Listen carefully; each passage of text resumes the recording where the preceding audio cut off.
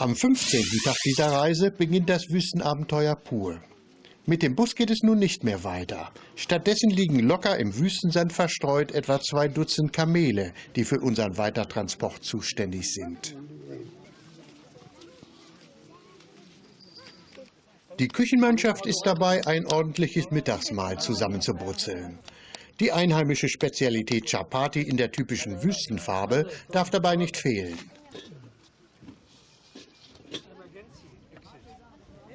Eine gedeckte Tafel inklusive rostfreiem Besteck ist im Schatten des größten Baumes arrangiert.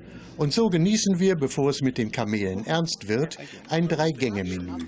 Bestaunt von neugierigen Dorfkindern, wie seltsam Touristen doch ihren Hunger stillen. Inzwischen wird das Gepäck auf die zweirädrigen Kamelkarren geladen. Sandsturmgeschützt sitzen alle, ehe man sich's versieht, auf einem Kamel, bereit zum Appell und kritisch von der Dorfjugend beäugt.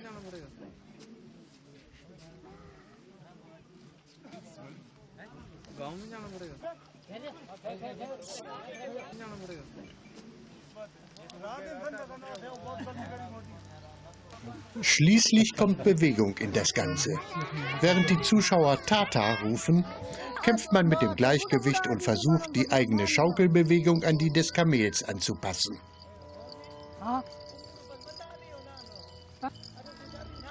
Das Abenteuer Wüstensturm hat begonnen. Zur Beruhigung haben wir ja eine Expeditionsversicherung mit Ambulanzrückflug.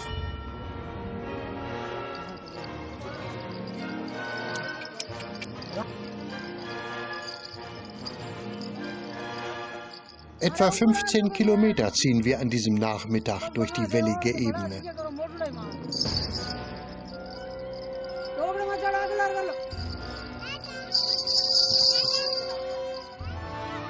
Dann, eine gute Stunde vor Sonnenuntergang, taucht in einer Senke eine künstliche Wasserstelle auf, wo die Kamele ihren Durst stillen können. Ein guter Platz für das Nachtlager, stellt der Expeditionsleiter fest.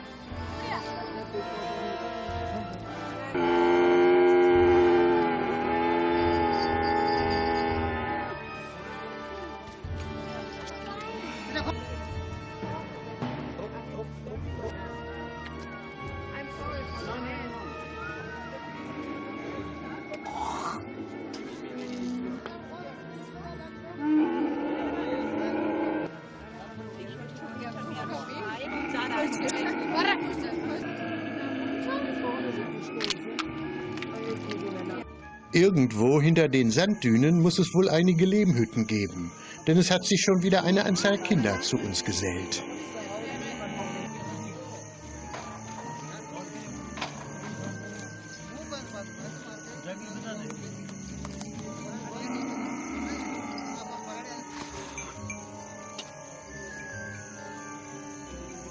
Während die Tiere sich an ginsterähnlichen Büschen und Dornengestrüpp laben, hat der Küchenchef ein schmackhaftes Dinner auf den Tisch gezaubert.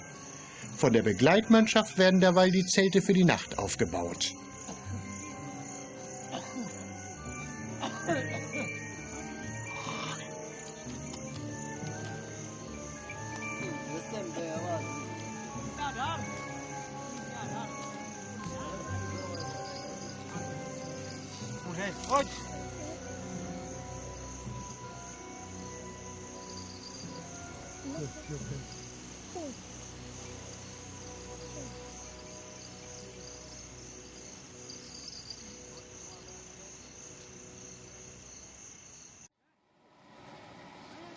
Man konnte gut schlafen auf den Feldbetten. Sehr ruhig war es, angenehm frisch, etwa 15 Grad und keine Moskitos.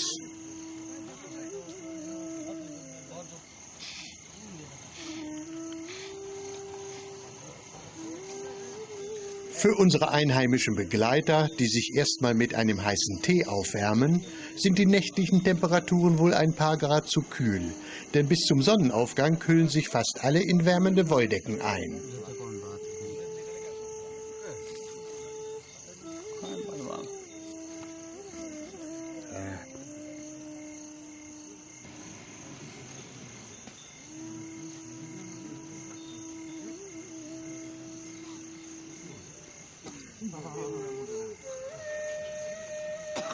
Der Chefkoch ist bereits fleißig dabei, ein leckeres Frühstück zuzubereiten.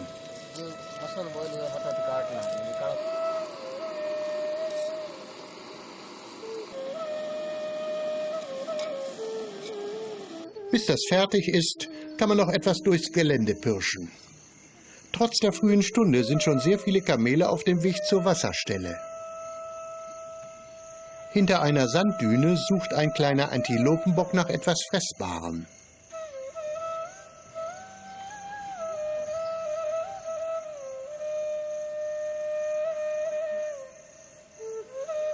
Diese Tiere sind an vielen Stellen Rajasthans zu beobachten.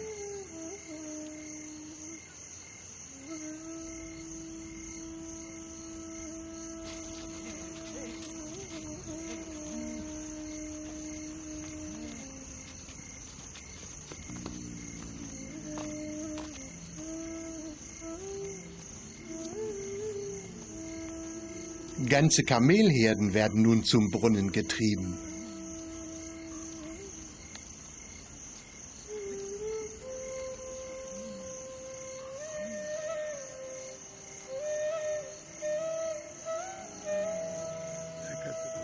Auch ein erst 3 Tage altes Jungtier ist schon dabei.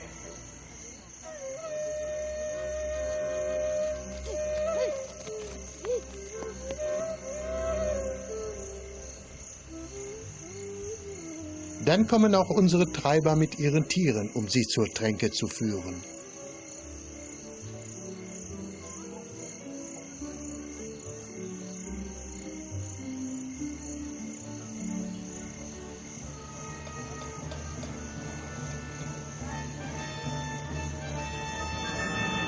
Ganz langsam kriecht die Sonne hinter den Dünen hervor und leitet einen neuen Erlebnistag ein.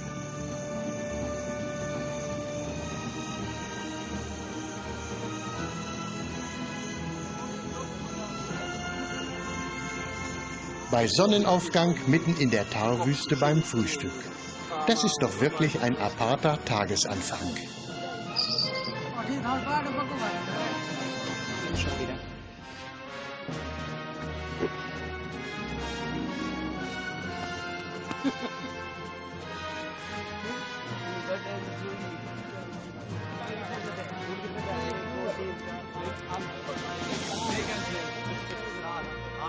Die Karawane ist wieder unterwegs. Geplant sind etwa 20 Kilometer Tagesleistung. Auch im Zeitalter von Handys und Landrovern ist so eine Kamelsafari immer noch ein gewisses Abenteuer.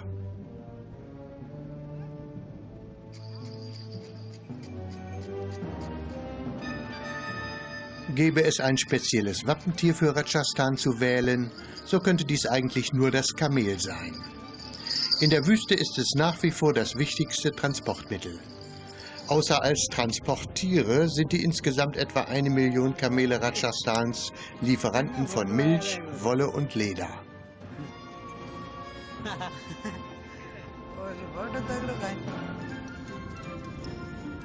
An die harten Bedingungen der Wüste sind die Tiere optimal angepasst.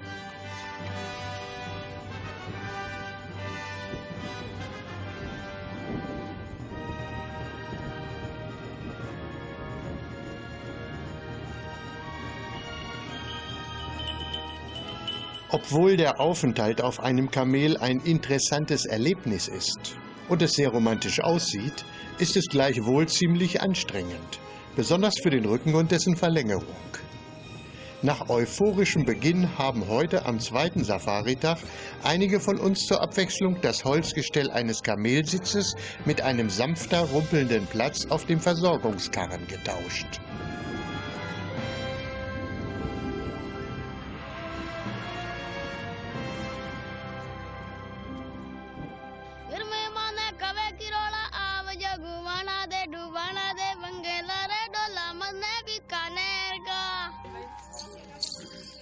Yeah. You want to do what?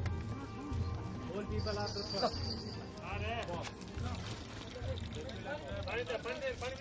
We don't stay.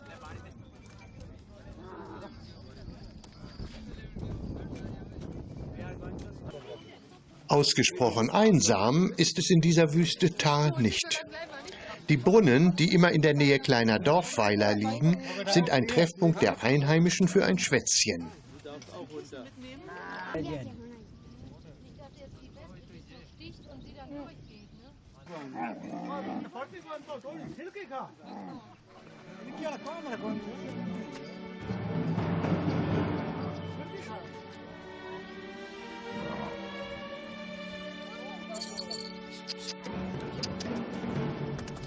Immer mal wieder tauchen auch rechts oder links unserer Trasse kleine Gehöfte aus Lehm, meist strohgedeckt auf, ohne Strom und ohne Wasser.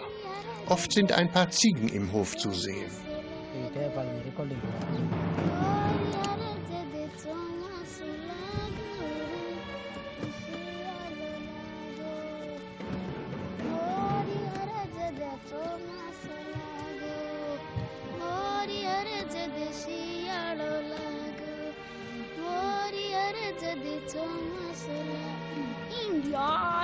Übrigens können die normalerweise so gemächlich daherschreitenden Wüstenschiffe für kurze Zeit eine Geschwindigkeit von bis zu 60 Stundenkilometer erreichen.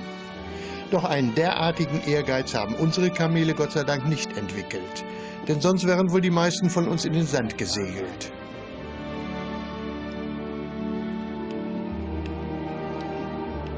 Hier zwischen den kleinen Sanddünen soll das Lager für die heutige Nacht eingerichtet werden. Dorfkinder sind auch schon wieder da und begrüßen uns mit Namaste.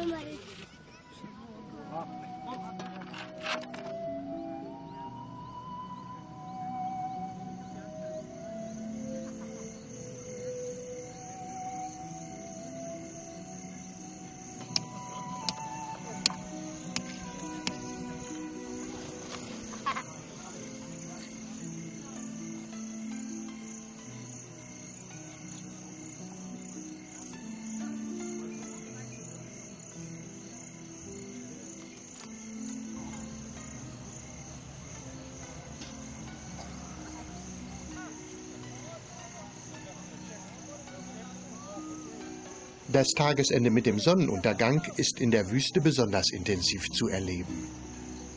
Eine einheimische Weisheit lautet: Seine Seele kann man nur in der Wüste finden.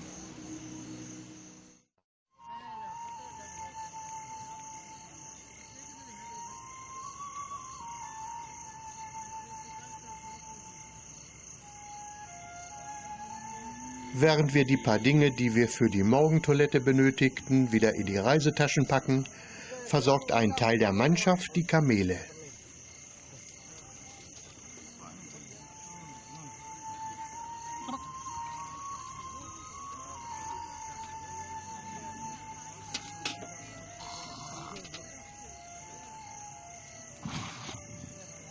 Andere sind dabei, die Ausrüstungsgegenstände wieder auf die Karren zu laden. Und selbstverständlich ist der Koch mit seinem Team bei den Frühstücksvorbereitungen.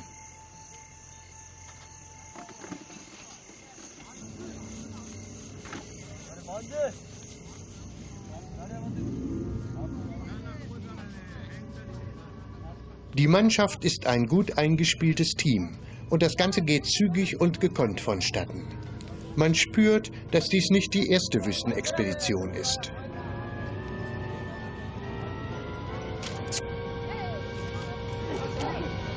Aufbruch in die nächste Etappe.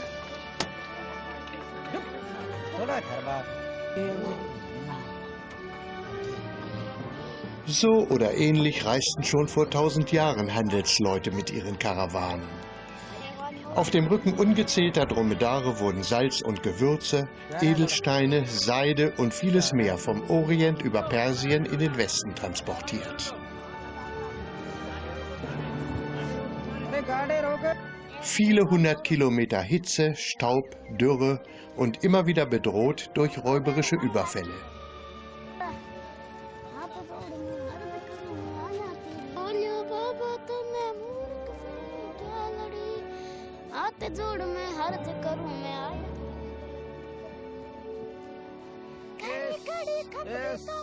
Der Kamelkot wird als Dunk und als Brennmaterial geschätzt.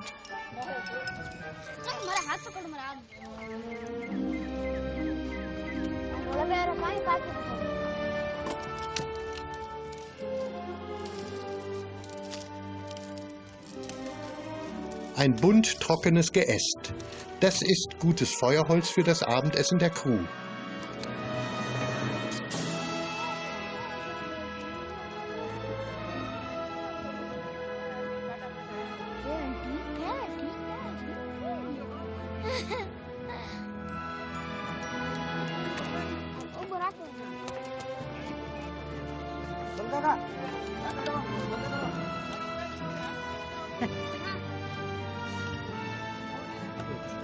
Gut, okay.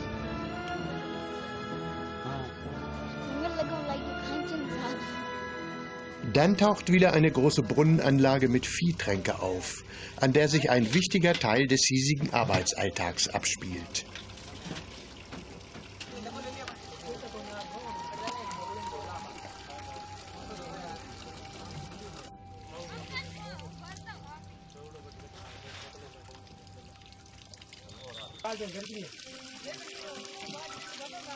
Eine absolut authentische Vorstellung heimischer Lebensverhältnisse.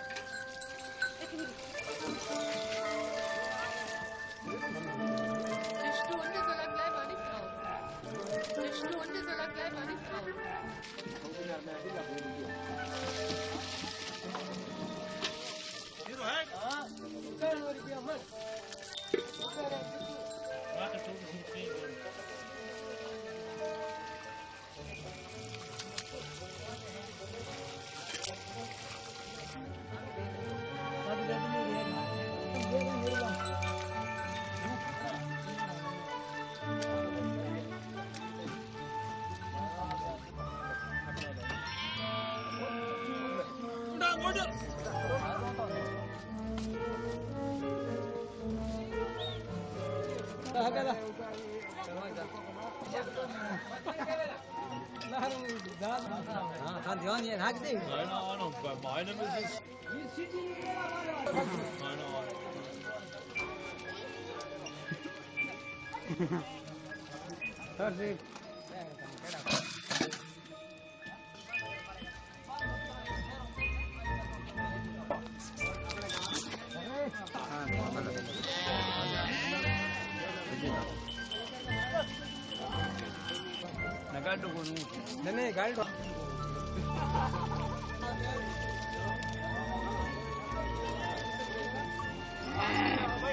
Das interessante Zwischenspiel ist beendet.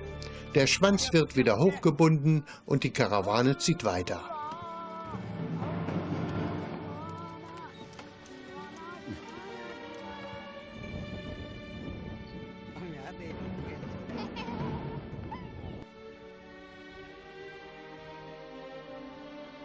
Zur Mittagszeit, wenn die Hitze am größten ist, wird eine 2- bis 3-stündige Pause eingelegt.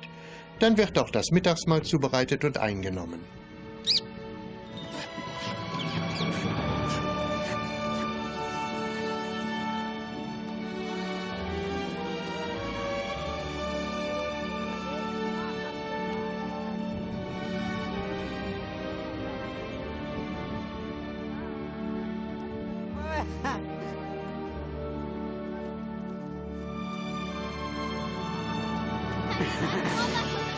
Foto kanserin.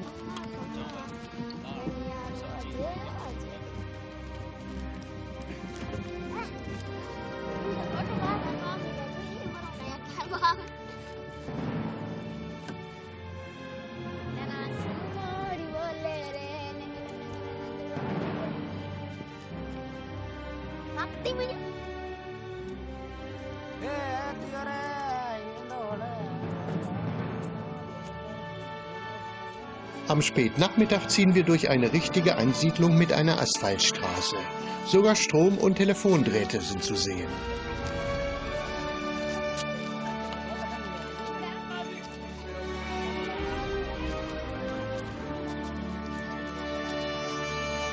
Und bald darauf wird auch das Übernachtungscamp eingerichtet.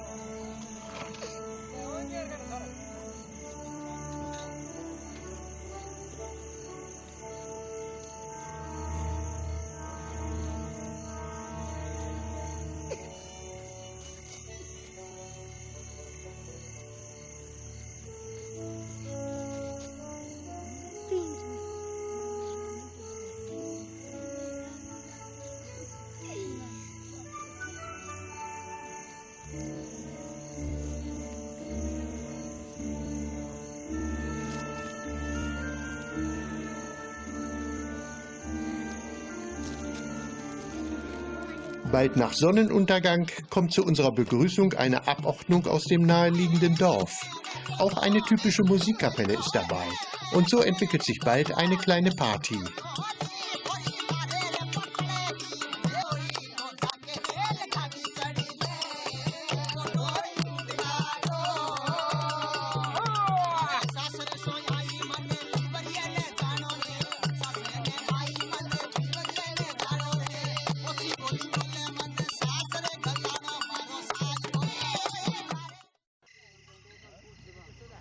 Unser letzter Morgen in der Tharwüste hat begonnen.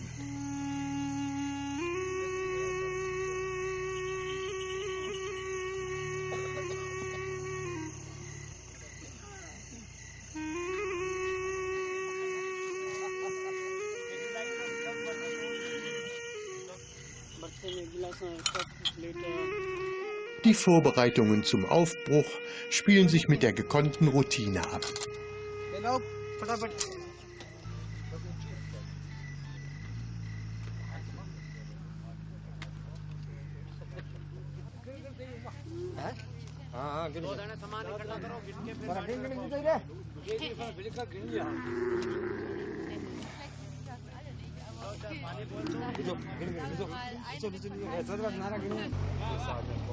Man sieht es. Die Zivilisation ist schon erheblich näher gerückt.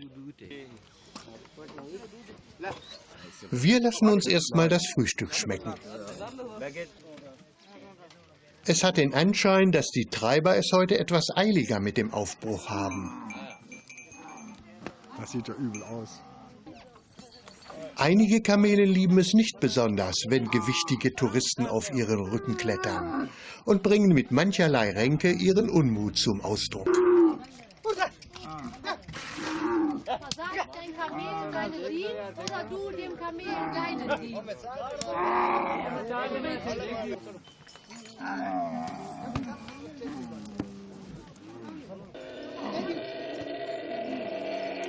Okay. Kann ich schon stolz auf ihn sein, dass ich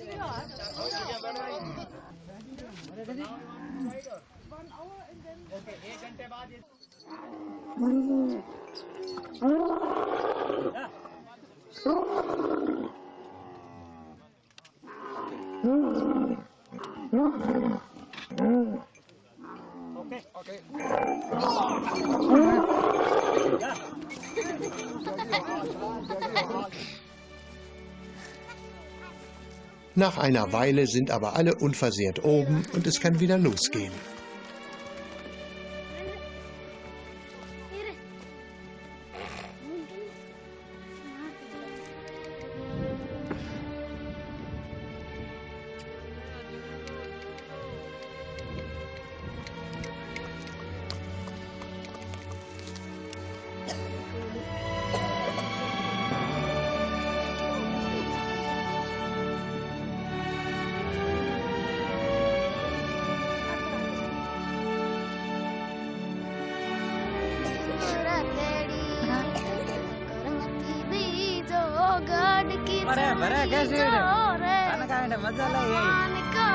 Doch bereits nach 10 Kilometern tauschen wir Karren und Kamele mit Land Rovern und Jeeps.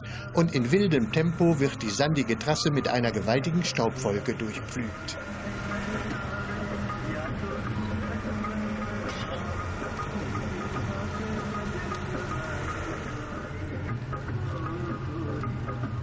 Ziel ist eine Karawanserei, wo es neben dem Mittagessen auch WCs und Wasser aus der Leitung gibt. Was für ein Luxus!